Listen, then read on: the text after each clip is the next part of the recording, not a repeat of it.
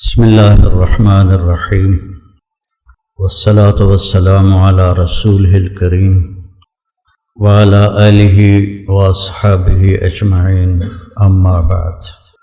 رواجی طریقے، رسمی طریقے، ان پر چلنا آسان ہوتا ہے، چل جو رہے ہوتے، لیکن نئے راستے تلاش کرنا، منزل کو متعین کرنا، پھر اس پر اپنے آپ کو کھپانا، یہ مشکل کام ہے، آسان نہیں ہے۔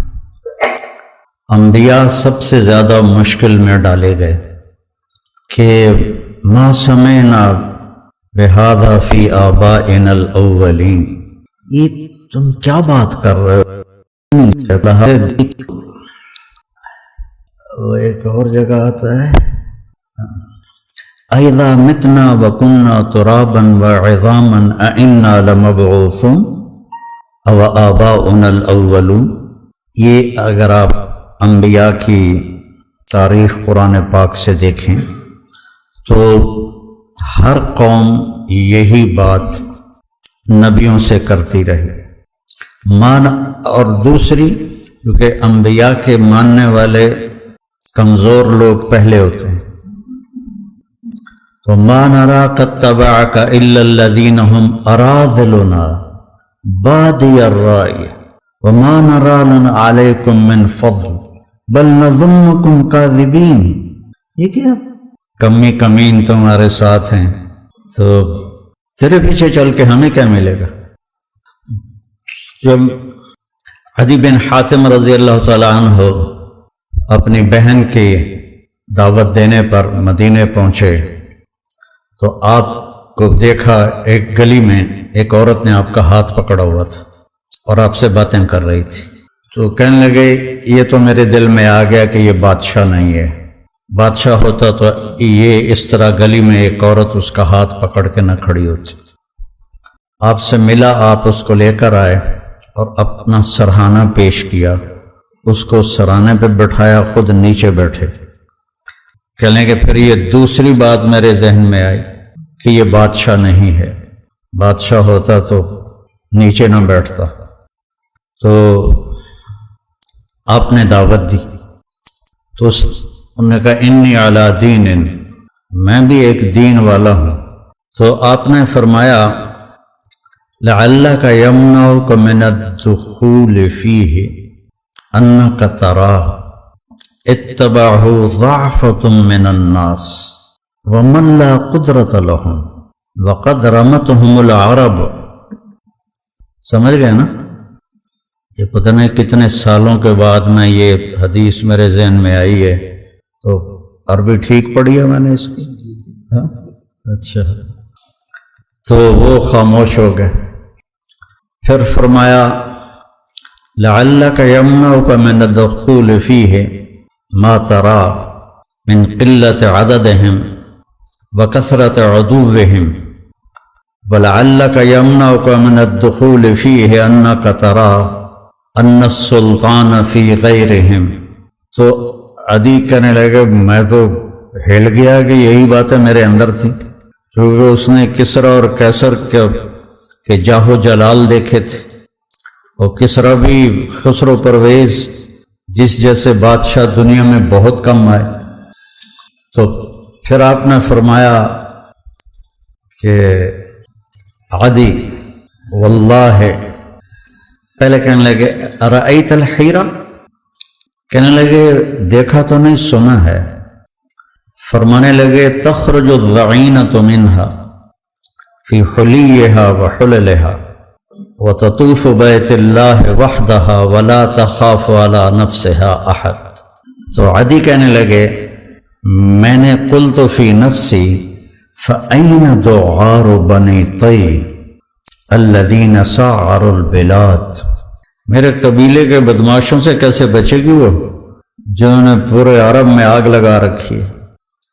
تو ان کے قبیلے کے سب سے بڑے بدماش تھے رافع بن عمیرہ۔ تو یہ بیچ میں ایک بات آ گئی تو اس کو بڑھا رہا ہوں۔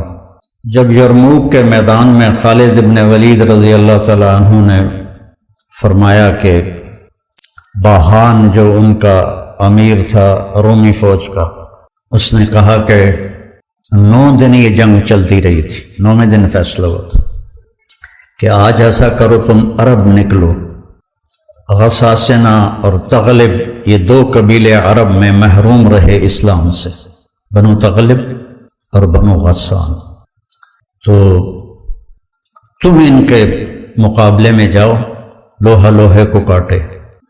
تو حضرت خالد ابن ولید کو پتہ چلا تو انہوں نے فرمایا بھائی مجھے 60 آدمی دے دو، میں ان کا مقابلہ، پہلے 30 کہا تو ابو سفیان فرمانے لگے کہ اجد ام حزل، تو کہنے لگے جبار فی الجاہلیہ و خوار فی الاسلام، تو وہ کہنے لگے یہ خواری اور جباری کی بات نہیں ہے، دانش مندی کی بات کر رہا ہوں کہ بہت فرق ہے، تم نے زیادہ ہی جذبہ جوش دکھانا ہے، تو 60 تو کرو۔ اب ابو سفیان کہہ رہے ہیں 60 تو کرو، تو ابو عبیدہ کہنے لگے کہ وہ امیر تھے، کہنے لگے یہ ابو سفیان ٹھیک کہہ رہا ہے، 60 ہونے چاہیے کم از کم، کن لوگوں کا انتخاب کرو گے؟ یہ تمہارے ذمہ ہے، کم اس لشکر میں ایسے لوگوں کو جانتا ہوں کہ جب وہ اللہ کے سامنے ایسے ہاتھ اٹھاتے ہیں تو ان کے ہاتھ کبھی خالی نہیں آتے۔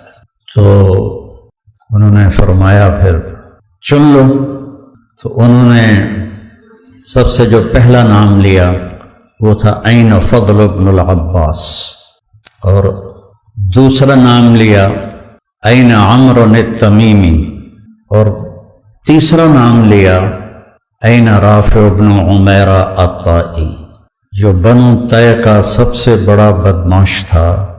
اس کے بارے میں خالد بن ولید یہ فرما رہے ہیں کہ یہ ان لوگوں میں سے ہے جب ایسے کرتا ہے خالی نہیں آتا، کبھی ہم بھی تم میں بھی چاہت تھی، کبھی ہم بھی تم میں بھی راحت تھی، کبھی ہم بھی تم بھی تھے آشنا، تمہیں یاد ہو کہ نہ یاد ہو۔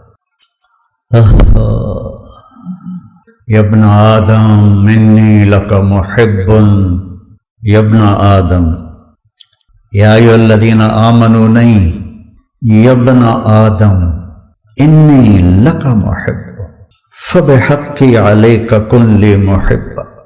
تو وہاں سے تو یہ ندا آج بھی ہے، کبھی ہم بھی تم میں بھی چاہت تھی، کبھی ہم بھی تم میں بھی راحت تھی، کبھی ہم بھی تم بھی تھے آشنا، تمہیں یاد ہو کہ نہ یاد ہو۔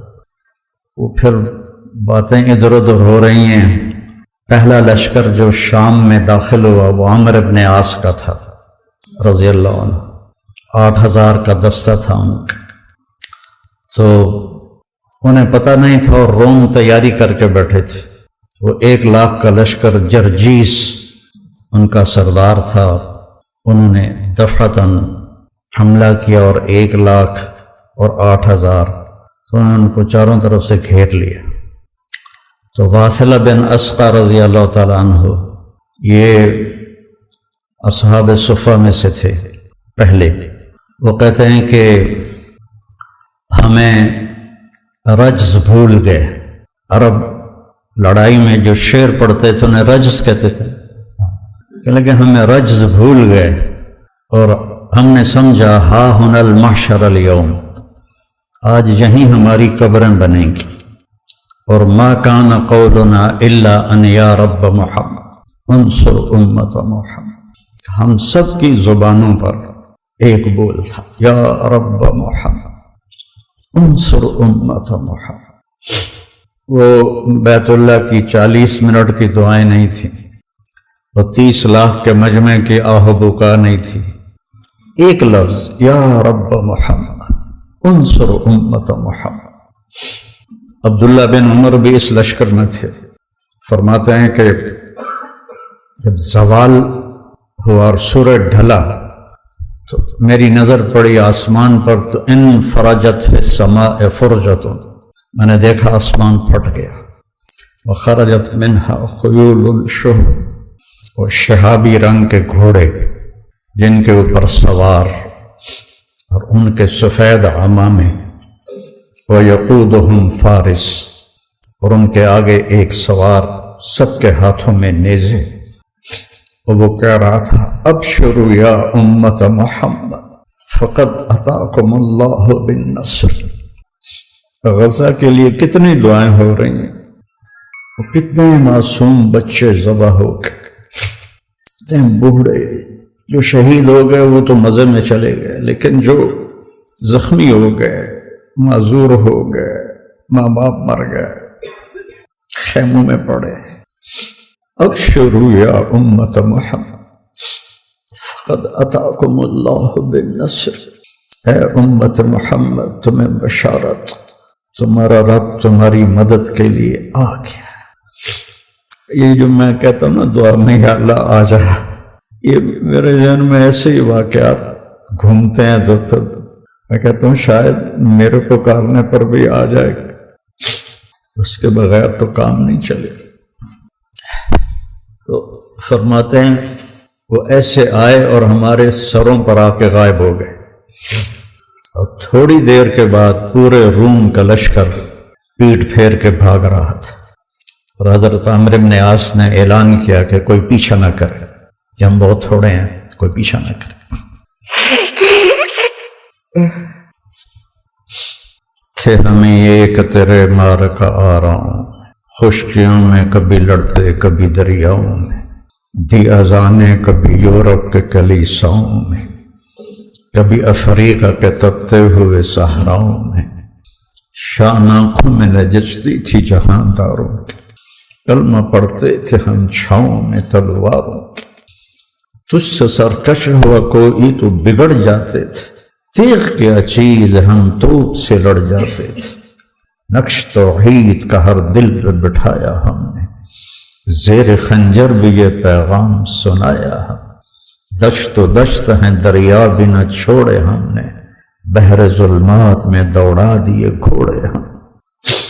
قصے ہی رہ گئے، کہانیاں رہ گئیں،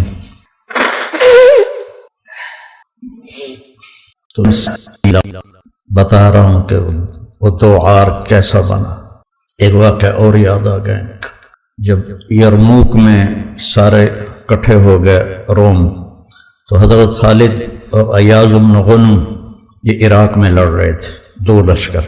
تو حضرت ابوبکر صدیق نے خالد بن ولید سے فرمایا کہ تم فوراً شام پہنچو اور وہاں لشکر کی کمان سنبھال۔ تو ایک صحرا تھا، 1 ہفتے کا سفر، دوسرا راستہ جو تھا چلتا ہوا وہ 21 دن کا تھا۔ تو خالد بن ولید نے فرمایا کہ میں صحرا پار کروں گا، تو سب نے کہا ہلاک ہو جائیں گے۔ کہنے لگے جس لشکر میں رافع ابن عمیرہ ہو وہ ہلاک نہیں ہوتا، جس لشکر میں رافع ابن عمیرہ ہو وہ ہلاک نہیں، پار کر گئے۔ پھر آپ نے فرمایا یا عدی واللہ لتفتحن کنوز کسریٰ۔ تو عدی نے تو کسریٰ کا جرح و جلال دیکھا تھا اور مدینے کے فقراء دیکھ رہا تھا، صحابہ صفا، تو وہ ہضم نہ ہوا۔ کہنے لگے اکسریٰ بن ہرمز، کس کسریٰ کی بات کر رہے ہو؟ روٹی کے ٹکڑے کو بھی کسریٰ کہتے ہیں، کس کی بات کر رہے ہو؟ اکسریٰ بن ہرمز، ہرمز کا بیٹا کسریٰ؟ آپ نے کہا ہاں نعم کسریٰ بن ہرمز وانت منہم، تو ان میں ہوگا جو فتح کریں گے۔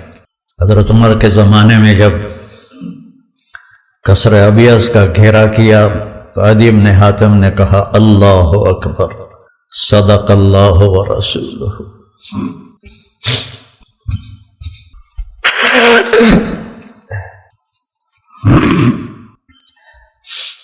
علماء کی کمی کوئی نہیں ہے، نہ مدارس کی کمی ہے، لیکن رجال کوئی نہیں ہے۔ اس میں مدارس بانجھ ہیں، خانقاہیں بانجھ ہیں، تبلیغ بانجھ ہے، زوال کا شکار ہیں بری طرح۔ تو ایک ڈیوٹی سمجھ کے کرنا کہ مجھے سبق پڑھانا ہے، تو وہ سوچ بہت حقیر ہے، جو آگے منتقل ہوگی. کہ یہ سوچ کہ ہم نے اس دنیا کو چھوڑنے سے پہلے ایسے لوگ تیار کرنے ہیں جن کو دیکھ کر لوگ کہیں کہ یہ قرآن جا رہا ہے، یہ عالم جا رہا ہے. اب یہ اللہ کی مدد کے بغیر تو ہو نہیں سکتا. ایسا تو نہیں ہے کہ ہمارے پاس کوئی ایسے سکرو ہیں، مشین ہے جس سے ہم ایسے نسل تیار کر لیں گے. یہ تو سراسر یہدی من یشاء ہے، جس کو چاہے وہ ہدایت دیتا ہے. آپ سب خوش قسمت ہیں، آپ کے اساتذہ، کہ اللہ نے آپ کو ایک انتہائی اعلیٰ ترین مصروفیت عطا فرمائی. مدارسۃ العلم ساعۃ خیر من احیاء لیلۃ القدر عند الحجر الاسود. یہ بھی آج کوئی 20 سال بعد یاد آئی.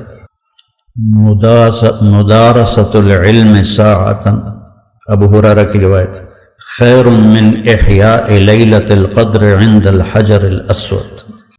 اتنی بڑی محنت میں اللہ نے لگایا ہے، آپ خوش قسمت ہیں. لیکن ایک رواجی طرز پہ چل کے زندگی گزار دینا اور ایک ایسا کچھ کرنا کہ کچھ آدمی کر کے جائے. میں اپنے کیمسٹری کے استاد تھے سلیم صاحب رحمۃ اللہ علیہ، وہ مجھے اضافی ٹائم دیتے تھے. کوئی ٹیوشن پیسے نہیں لیتے تھے، ویسے ہی ان کو محبت تھی مجھ سے، مجھے اضافی ٹائم دیتے تھے. تو اس دن میں نے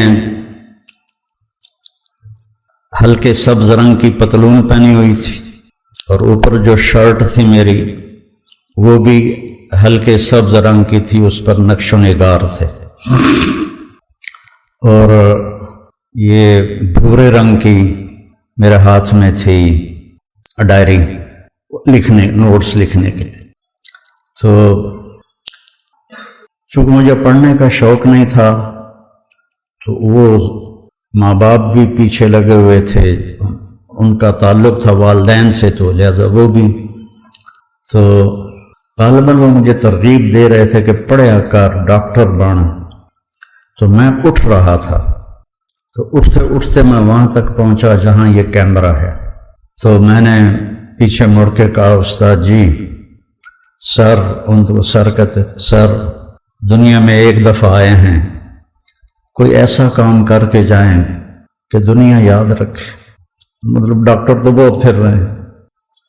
تو ان دنوں راشد منہاس تھے ایک پائلٹ، جنہوں نے وہ بنگالی 71 میں طیارے کو اغوا کر کے لے جا رہا تھا، تو انہوں نے اس کے پر جمپ مارا تو وہ طیارہ گرا، وہ شہید ہو گئے. تو ان کو نشان حیدر ملا.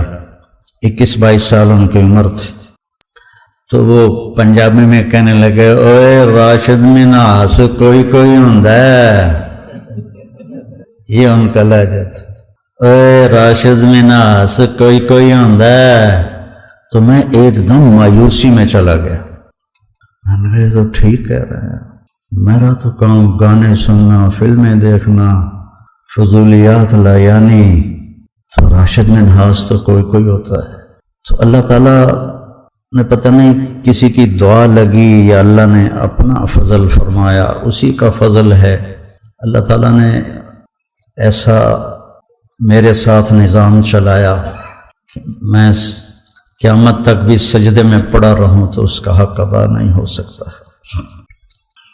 تو ہم نے ایک نسل تیار کرنی ہے جن کا اللہ سے تعلق مضبوط ہو اور جن کا قرآن سے تعلق مضبوط ہو، جن کا اللہ کے نبی کے ساتھ تعلق مضبوط ہو، جو قرآن پر اپنا زور لگانے والے ہوں.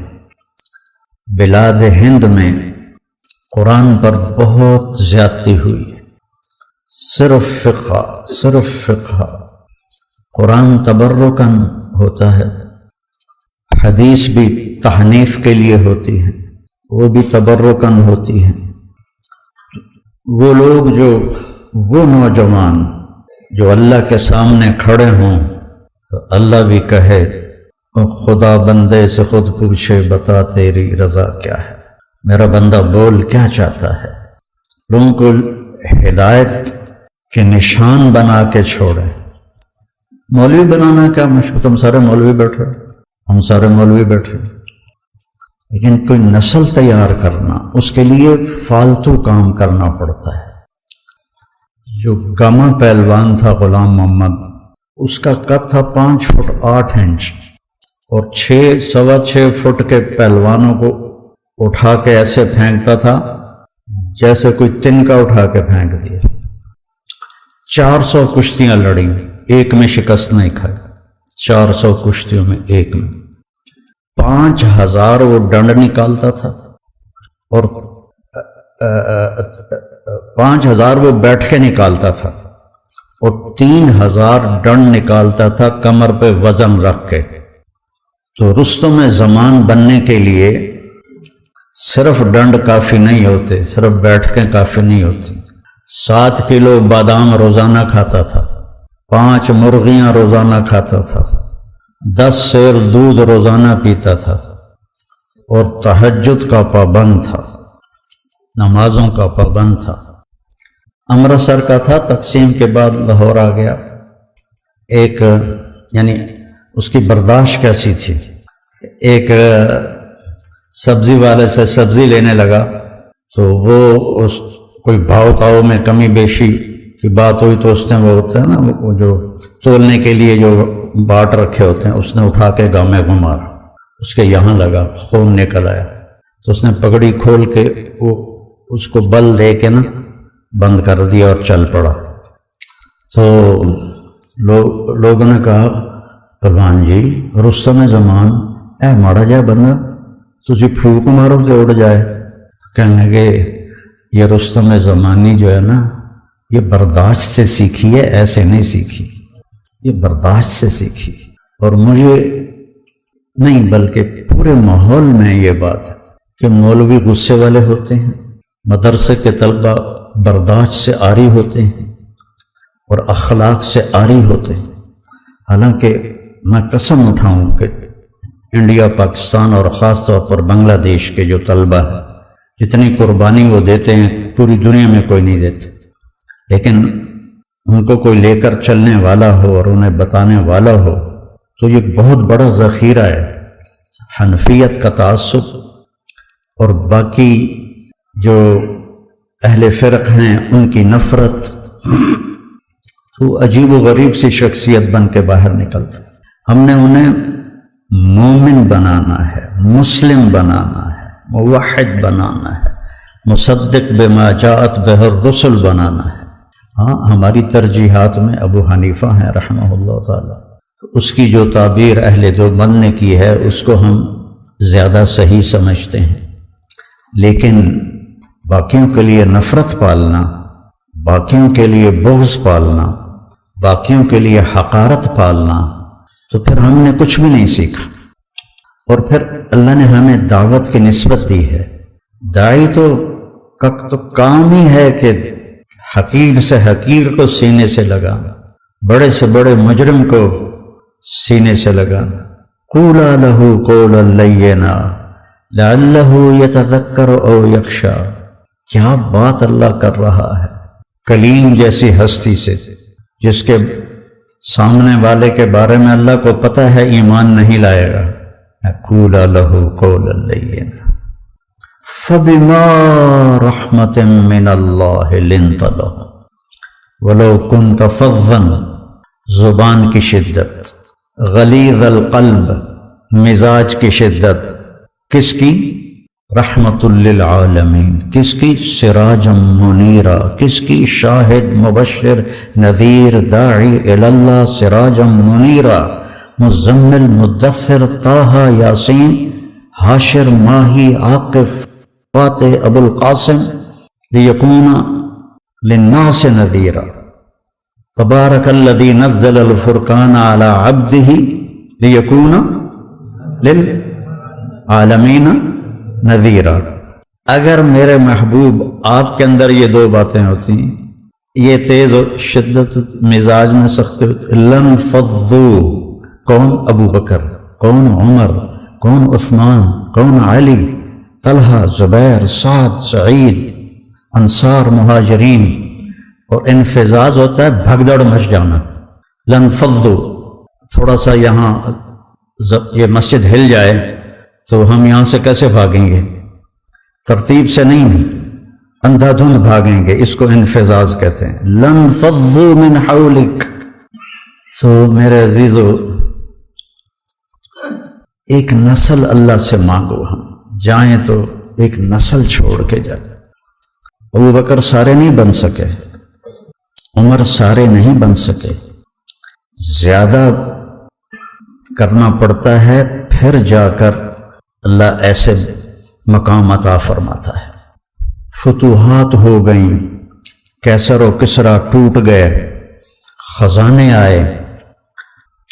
کسرا کا تخت تاقدیس 140 ہاتھ لمبا، 110 ہاتھ چوڑا، 1 ایکڑ کے قریب، اور اس میں 1000 سونے کے گنبد لگے ہوئے تھے، اور 1,40,000 چاندی کی میخیں لگی ہوئی تھی، اور اس کا 2.5 من کا وزنی تاج جو لٹکا ہوتا تھا وہ اس میں سر دے کے بیٹھتا تھا۔ یہ سب مدینے میں آیا ہے۔ تو صحابہ کون؟ 10 مبشرہ مشورہ کرنے لگے، عمر کو اب اپنا طریقہ بدلنا چاہیے، اللہ نے اتنی سہولت دے دی، کوئی خادم رکھے، چھنے ہوئے آٹے کی روٹی کھائے اور کپڑے اچھے پہنے، بڑے بڑے وفود آتے ہیں۔ تو حضرت علی کہنے لگے جو مرضی کر لو، مانے گا کوئی نہیں۔ کہنے لگے نہیں، بات تو کرنی چاہیے۔ کہ کون بات کرے؟ کہا حفصہ اور عائشہ رضی اللہ عنہما، ایک بیٹی ہیں اور ازواج مطہرات میں سے ہیں، دوسری محبوب بے رسول ہیں، تو ان دونوں کو تیار کیا گیا، یہ دونوں تشریف لائیں۔ تو حضرت عمر گنجے ہو گئے تھے، آخر لیٹے ہوئے تھے، اٹھ کے بیٹھ گئے۔ تو حضرت عائشہ متکلم بنی کہ امیر المومنین آپ سے ایک بات کرنی ہے، کہو۔ اللہ تعالیٰ نے ہمارے نبی کے دور میں دنیا نہ بھیجی، نہ انہوں نے دنیا کا ارادہ کیا، وہ ایسے ہی چلے گئے۔ میرے باپ کا زمانہ آیا، اللہ نے دنیا نہ بھیجی، نہ انہوں نے ارادہ کیا، تو وہ بھی ویسے ہی چلے گئے۔ اب اللہ تعالیٰ نے آپ پر دنیا کے دروازے کھول دیے ہیں، فتوحات کے دروازے کھول دیے ہیں، اب آپ اپنے اوپر رحم کریں۔ ارفق بنفسک، اچھا کھانا کھائیں، چھنے ہوئے آٹے کی روٹی کھائیں، اچھا کپڑا پہنیں، بڑے بڑے وفود آتے ہیں آپ سے ملنے کے لیے، اور اپنے لیے کوئی خادم رکھیں جو آپ کی خدمت کرے۔ آپ کی عمر کا بھی تقاضا ہے۔ تو حضرت عمر کا رنگ ایسے بدل رہا۔ جب حضرت عائشہ نے بات ختم کی تو کہنے لگے مجھے بتاؤ تمہیں کس نے بھیجا ہے؟ کہنے لگی کوئی ہاں نہ کرو گے تو ہم بتائیں گے، ویسے تو نہیں بتائیں گے۔ فرمانے لگے اگر مجھے بتا دو نا تو میں مار مار کے ان کے چہرے لہو لہان کر دوں۔ تو پھر وہ رو پڑے، پھر کہنے لگے حفصہ تو گھر والی ہے نا؟ بتا، اللہ کے نبی نے دن میں کبھی 2 دفعہ کھانا کھایا، صبح کھایا تو شام نہیں کھایا، شام کھایا تو صبح نہیں کھایا۔ کہنے لگے اللہم نعم۔ کیا تجھے یاد ہے تیرے گھر میں نبی کا بستر کیا تھا؟ ایک بوریا تھا جس کو تو دوہرا کر کے بچھاتی تھی، ایک رات تو نے اس کی ایک تہہ اور لگا دی۔ تو آپ نے پوچھا حفصہ میرا بستر بدل دیا ہے؟ کہ نہیں یا رسول اللہ، وہی ہے، ایک تہہ اور لگا دی تاکہ آپ کے لیے نرم ہو جائے۔ کہ اسے واپس اسی طرح کر دے، مجھے رات کو اٹھنے میں مشکل پیش آئی۔ حفصہ تجھے یاد ہے ایک دفعہ تو نے کھانا ایک تپائی پہ رکھ کے دیا تھا، تو اللہ کے نبی نے اٹھا کے زمین پہ رکھا تھا اور فرمایا تھا میں جیسے غلام کھاتے ہیں میں ایسے کھاؤں گا۔ اور تجھے یاد ہے اللہ کے نبی کے پاس ایک ہی جوڑا ہوتا تھا اور اس کو خود دھوتے تھے، اور بلال آ کر کہتے تھے کہ یا رسول اللہ الصلاۃ، تو آپ فرماتے تھے بلال میرے کپڑے خشک نہیں ہوئے۔ نماز لیٹ ہو جاتی تھی کہ دوسرا جوڑا نہیں ہوتا تھا۔ کہنے لگے جی ہاں۔ کہا تجھے یاد ہے کہ ایک دفعہ جوڑا بھی نہیں تھا اور آپ نے ایک انصاری عورت سے چادر منگوائی تھی اور وہ لپیٹ کر جا کے نماز پڑھائی تھی، وہ تمہیں یاد ہے؟ کہنے لگے جی ہاں۔ زارو قطار رونے لگے۔ فرمایا عائشہ حفصہ جنہوں نے تمہیں بھیجا ہے انہیں جا کے کہو کہ 3 دوست تھے جو ایک منزل کی طرف چلے، پہلا چلا وہ پہنچ گیا، دوسرا چلا وہ بھی پہنچ گیا، اب تیسرا راستے میں ہے، ان کی راہ پر چلے گا تو ان تک پہنچے گا، اگر اس سے ادھر ادھر ہوا تو بھٹک جائے گا۔ والذی نفسی بیدہ لأکرہن نفسی علی ما انا علیہ، اس ذات کی قسم جس کے قبضے میں میری جان، میں اپنی جان کو اسی طرح کھپاؤں گا جس پر میں ہوں، یہاں تک کہ میرا اللہ مجھے میرے ساتھیوں سے ملا تھا۔ جب خنجر لگا اور امید کوئی نہ رہی بچنے کی تو آپ نے عبداللہ بن عمر کو بلایا اور فرمایا کہ جاؤ ام عائشہ سے کہو کہ عمر امیر المومنین نہ کہنا، اب میں امیر المومنین نہیں ہوں۔ عمر اپنے ساتھیوں کے پڑوس میں قبر کی جگہ چاہتا ہے۔ جب وہ تشریف لے گئے تو حضرت عائشہ بھی رو رہی تھی، تو انہوں نے یہ روتے ہوئے عرض کی اماں جان میرا باپ عمر بن خطاب اپنے ساتھیوں کا پڑوس چاہتا ہے۔ تو حضرت عائشہ پھر رونے لگی، کہ یہ جگہ تو میں نے اپنے لیے رکھی ہوئی تھی کہ میں اپنے باپ اور خامد کے ساتھ میری قبر بن جائے، لیکن عمر مجھ سے زیادہ حقدار ہے، مرحبا بہ۔ جب وہ آئے تو ان کو حضرت عمر کو بتایا کہ اجازت ہو گئی ہے۔ کہا نہیں بیٹا، ہو سکتا ہے میرے شرم میں اجازت دی ہو، جب میں مر جاؤں اور میرا جنازہ لے کے دروازے پر پہنچو تو دروازہ پر جنازہ رکھ دینا اور پھر اندر جا کے دوبارہ اجازت لینا، اس وقت اجازت ملے تو اندر لے جانا ورنہ مجھے بقیع میں دفن کر دینا۔ تو حضرت علی اور حضرت حسن آئے تو گھبراہٹ دیکھی تو حضرت علی نے فرمایا موت سے ڈر گئے ہو؟ تو سنو نہیں، موت سے نہیں، ما بعد الموت سے ڈر رہا۔ کون ہے؟ لو کان بعدی نبی لکان، بولو لکان عمر۔ کہہ رہے موت نہیں، موت کے بعد سے ڈر رہا۔ تو حضرت علی نے فرمایا نہ ڈرو، میں گواہی دیتا ہوں، میں نے اپنے نبی سے سنا کہ سیدہ کہول اہل الجنت ابو بکر و عمر۔ تو حضرت عمر کہنے لگے حشر کے دن گواہی دو؟ فرمایا میں بھی دوں گا، میرا بیٹا حسن بھی دیکھ ساتھ۔ وہ تشریف لے گئے، پیچھے موت کے آثار نظر آئے تو ان کا گود میں سر تھا بیٹے کی، عبداللہ بن عمر کی۔ تو کہنے لگے ضعنی علی الارض، مجھے زمین پر ڈال دو۔ تو ان کا دل نہیں مانا تو انہوں نے پنڈلی پہ سر رکھ دیا۔ کہنے لگے وائے حق، تیرا ناس ہو، سنتے نہیں ہو کیا کہہ رہا ہوں، زمین پہ ڈال۔ آپ مسجد میں داخل ہوئے، آپ کے دائیں طرف ابو بکر تھے، بائیں طرف عمر تھے۔ آپ نے فرمایا ہمیں دیکھ رہے ہو؟ صحابہ سے کہا جی۔ کہا ھکذا نحشر یوم القیامہ، اس طرح ہم محشر میں اٹھیں گے کہ میرے دائیں ابو بکر ہوگا اور بائیں میرے عمر ہوگا۔ آپ نے حضرت حفصہ کو طلاق دی تو اللہ کا فرشتہ آیا کہ میرے عمر کو تکلیف ہوگی، رجوع کرو، رجوع کرو۔ اپنے نبی کی منشا کے خلاف اللہ نے فیصلہ دیا کہ میرے عمر کو تکلیف ہوگی، رجوع کرو۔ تو آپ نے رجوع فرمایا۔ تو جب انہوں نے زمین پہ سر رکھا تو الٹے ہو گئے اور اپنا چہرہ زمین پہ ایسے ملنے لگے، کہنے لگے ویل لک ولامک یا عمر ان لم یغفر لک ربک، ویل لک ولامک یا عمر ان لم یغفر لک ربک، ویل لک ولأمک یا عمر ان لم یغفر لک ربک، یہی کہتے کہتے جان نکل گئی۔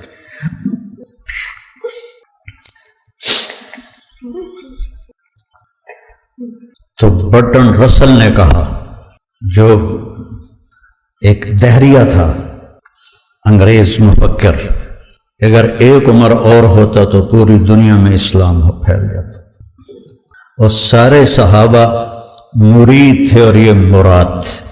اعز الاسلام باحد العمرین وبعمر بن الخطاب خاصۃ، بدھ کی رات کو دعا مانگی، جمعرات کی رات کو بدھ والے دن، جمعرات کو حضرت عمر کو اللہ نے ایمان کی دولت نصیب فرمائی، اور وہ اس حال میں جا رہے ہیں۔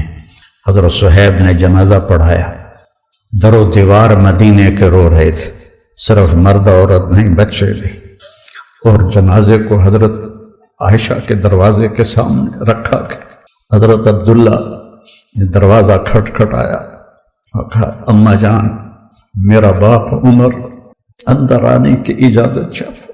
حضرت عائشہ نے اپنی چادر اٹھائی کہ مرحبا بعمر۔ جب ان کی قبر کھودی جا رہی تھی تو حضرت عبداللہ بن عباس کہتے ہیں کہ میرے کندھے پر کسی نے ہاتھ رکھا، میں نے پیچھے مڑ کے دیکھا تو علی تھے علیہ السلام، اور رو رہے تھے اور کہہ رہے تھے، عمر مجھے پتا تھا اس جگہ تیرے سوا کوئی نہیں آ سکتا، کہ میں نے ایک دفعہ نہیں پتہ نہیں کتنی دفعہ سنا، دخلت انا و ابو بکر و عمر، خرجت انا و ابو بکر و عمر، جلست انا و ابو بکر و عمر۔ اتنی دفعہ تیرے نام کو اپنے نام کے ساتھ لیا، میرے ان کانوں نے سنا، مجھے پتا تھا یہیں آئے گا تو یہیں آئے گا۔ صحابہ تو سارے معزز و محترم ہیں، لیکن جنہوں نے اپنے آپ کو کچھ کھپایا وہ پھر آج ہم ان کا ذکر کر کے رو رہے ہیں، آنکھیں اشک بار ہیں۔ رواجی کام کرنا ہے تو مسئلہ ہی کوئی نہیں، لیکن اگر کسی منزل تک خود بھی پہنچنا ہے، اوروں کو بھی پہنچانا ہے، چونکہ جب آدمی دوسروں پر محنت کر رہا ہوتا ہے تو عام طور پر اپنی طرف سے نظر ہٹ جاتی ہے، فلاں بچے کی یہ شکایت ہے، فلاں بچے کی یہ شکایت ہے، فلاں بچے کی یہ کمی ہے، فلاں بچے کی یہ کمی ہے۔ اب یہ ایک انتظامی چیز ہے، اس کو کرنا پڑتا ہے، لیکن آدمی اپنی کمیاں بھول جاتا ہے۔ ابن سیرین کے حسن بصری کا قول ہے کہ میں نے 70 صحابہ کی صحبت اٹھائی جو اپنے اوپر نفاق کا ڈر رکھتے تھے، نافق حنظلہ، نافق حنظلہ۔ تو میرے عزیزو،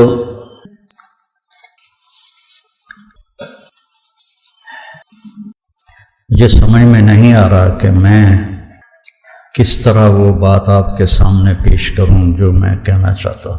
ایک دفعہ زندگی ملی ہے، میرا عاصم کہا کرتا تھا کہ بابا، اللہ کے اس نبی کے اس بول میں کتنی تسلی ہے، لیس علی ابیک کرب بعد الیوم، بیٹی آج تیرے باپ کے کرب کا آخری دن ہے، آخری موت تک کی جنگ ہے اپنے آپ کے ساتھ، اس میں راحتوں کو قربان کرنا پڑتا ہے، اپنی ذات کو یاد رکھنا پڑتا ہے۔ کتنے مولوی اس سے پوچھتے ہیں کہ کوئی ایسی تفسیر بتائیں جس میں نکتے بیان کیے گئے۔ میں نے کہا اپنے لیے قرآن پڑھو، لوگوں کو متاثر کرنے کے لیے نہ دیکھو کہ میں نکتے بیان کروں۔ ایک نے مجھ سے کہا، آپ یہ نکتے کہاں سے بیان کرتے ہیں؟ میں نے کہا اللہ کی قسم میں کہیں سے بھی نہیں بیان کرتا ہوں، اللہ سجاتا ہے، پتہ نہیں کہاں سے سجاتا ہے، میں نکتوں کے لیے قرآن نہیں اٹھاتا ہوں۔ فَإِذَا الْتَبَسَتْ عَلَيْكُمُ الْأُمُورُ كَقِطْعِ اللَّيْلِ الْمُظْلِمِ فَعَلَيْكُمْ بِالْقُرْآنِ فَإِنَّهُ مَاحِلٌ مُصَدَّقٌ وَشَافِعٌ مُشَفَّعٌ مَنْ جَعَلَهُ أَمَامَهُ قَادَهُ إِلَى الْجَنَّةِ وَمَنْ جَعَلَهُ خَلْفَهُ سَاقَهُ إِلَى النَّارِ۔ اللہ آپ سب بچوں کو قبول فرمائے۔ میں تو اب 70 سال سے بھی آگے چلا گیا ہوں، تو نہ جانے بلا لے پیا کس گھڑی، اب تو زندگی کے اس حصے میں سے گاڑی گزر رہی ہے کہ نہ جانے بلا لے پیا کس گھڑی، تو کیا کرے گی اری دن کے دن۔ تو آپ میرا سرمایہ ہیں، یہ سارے استاد، آپ بھی اب سارے استاد ہو، اس طرح دنیا سے جاؤ کہ اللہ راضی۔ محمد علی جناح کے بارے میں بہت رحمت اللہ علیہ، کوئی کہتا شیعہ تھا، کوئی کہتا بے دین تھا، کوئی کہتے ہیں اس کو پتہ ہی نہیں تھا اسلام کا۔ ایک آدمی نے ان سے کہا کہ سر آپ اتنے بیمار ہیں اور آپ اتنی محنت کرتے ہیں، کیوں کرتے ہیں؟ تو کہنے لگے میں چاہتا ہوں جب میں اللہ کے سامنے پیش ہوں تو میرا اللہ مجھے کہے شاباش مسٹر جناح۔ انہوں نے تو انگریزی میں کہا کہ اللہ مجھے کہے ویل ڈن مسٹر جناح، جناح شاباش۔ جب ہم اللہ کے بارگاہ میں پیش، اللہ ہم سے کہے شاباش، سبحان، کیا بات۔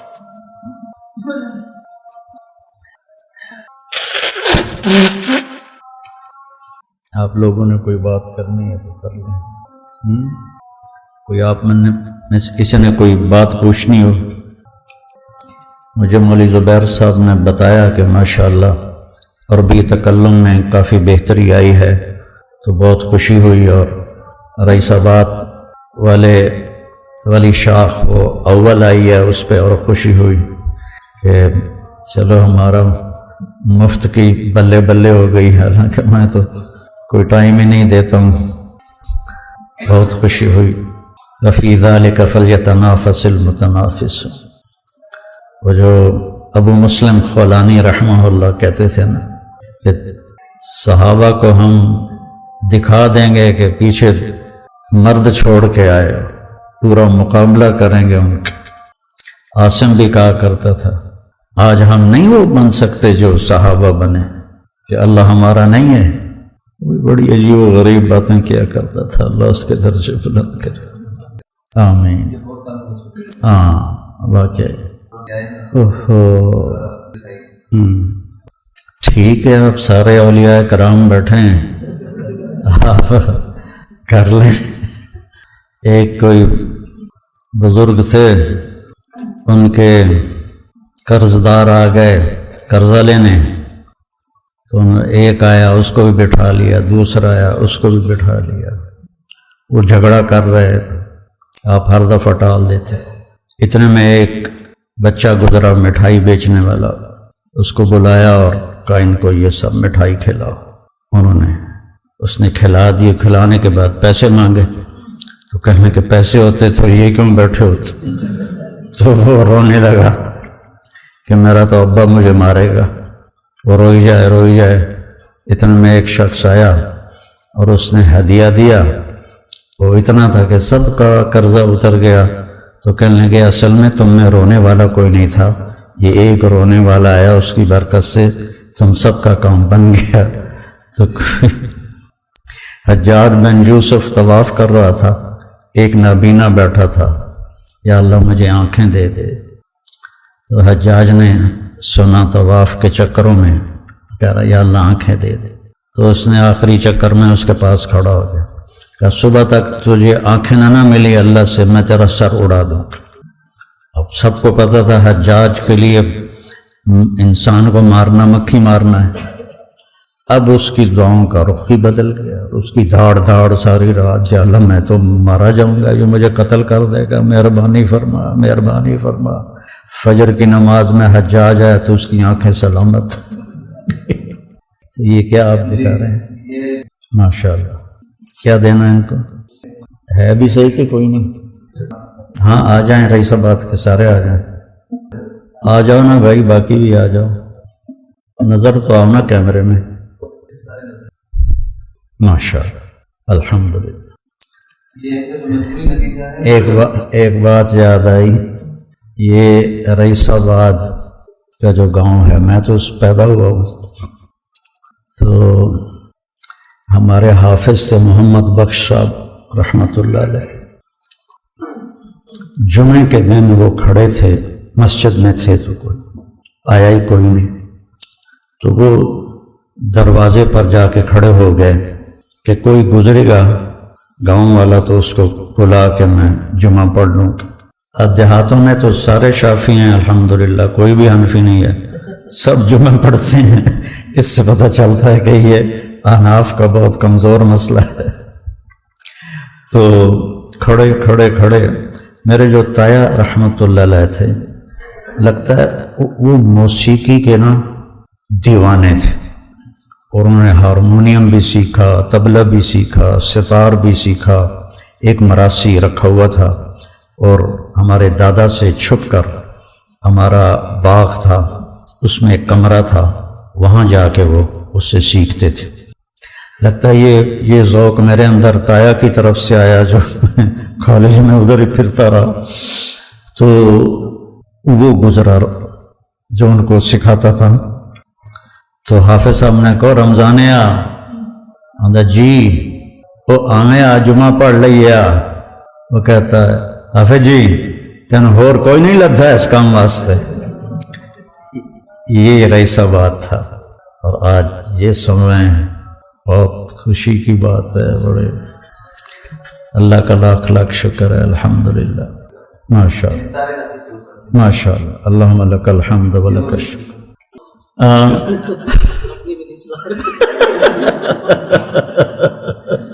ان کے لیے دعا کرو، اللہ ان کے حالات ٹھیک کر دے۔ بہت سخی آدمی ہیں لیکن بیچارے حالات کا شکار ہو گئے۔ اچھا، واہ واہ، یہ تو دو خوشیاں ہوگی۔